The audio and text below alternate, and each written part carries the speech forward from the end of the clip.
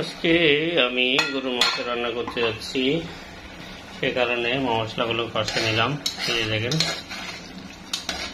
পেঁয়াজ, মরিচ, টমেটো সব কিছু দিয়ে, দালচিনি, এলাচ সব মশলা দিলে কষা নিলাম। এখন আমি মাংসগুলো দিয়ে দেবো।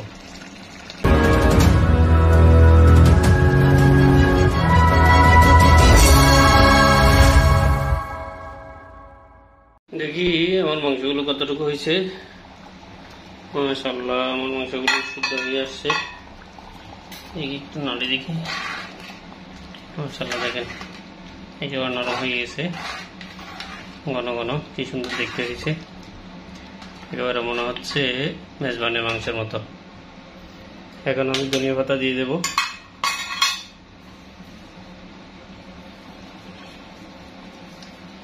ধনিয়া পাতা দিয়ে আমি 2 মিনিট রাখবো, এরপর আমি পরিবেশন করব। তো রান্নাটা কেমন হয়েছে একটু কমেন্টে জানাবেন।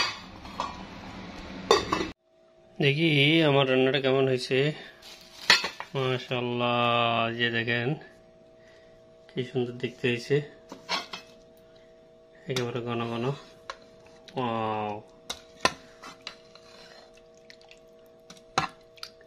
একেবারে সিদ্ধ এমনভাবে হয়েছে মনে হচ্ছে যেন মেজবানের মাংস অথবা কুরবানের মাংস। বিসমিল্লাহ।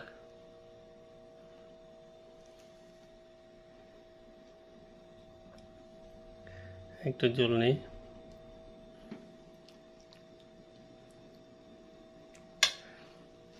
মাশাআল্লাহ, একেবারে নরম হয়ে গেছে।